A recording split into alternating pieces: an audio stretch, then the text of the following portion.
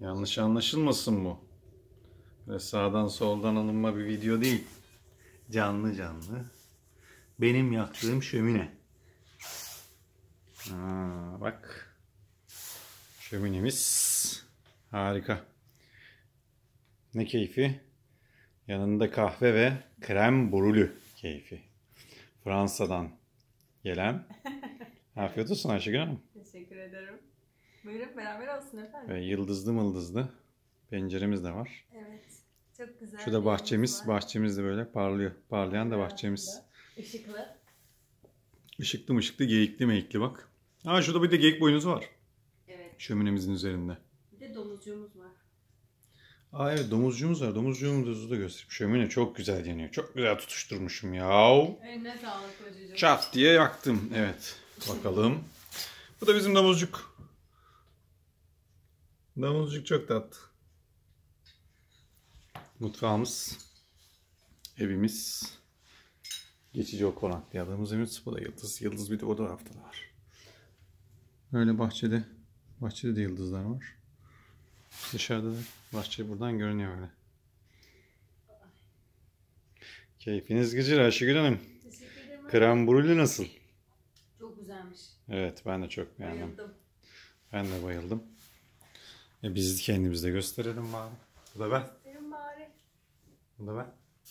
Selam selam selam. Buradan herkese selam.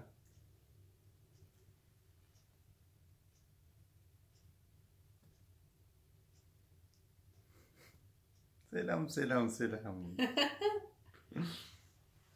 Buradan herkese selam. Oo, arkanda.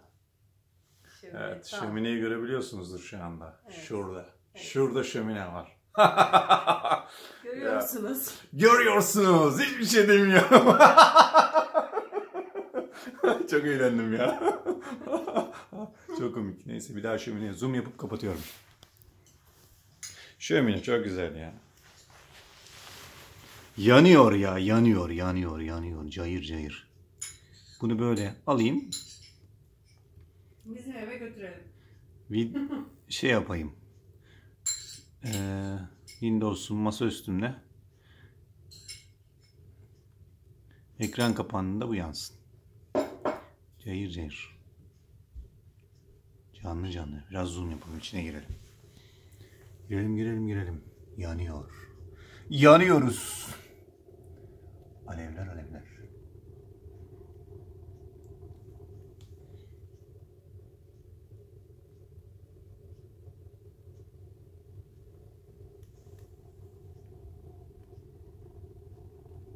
Kor gibi ya. Kor olmuş ya burada. Şimdi bir Türk olarak insanın aklına bu ateşi görünce ne gelir? Mangal gelir tabii. Hemen bir mangal. Neyse. Konumuz mangal değil. Konuyu da atmadık. Ben videoyu kapattım. Hadi bay. Çok güzel de yandı ha. Vallahi çok güzel oldu. Kapatasım gelmiyor yani. Zor tutuyorum kendimi. Kapatıyorum. Hadi neyse kapatıyorum. Çok güzel yandı ya. Hadi kapadım.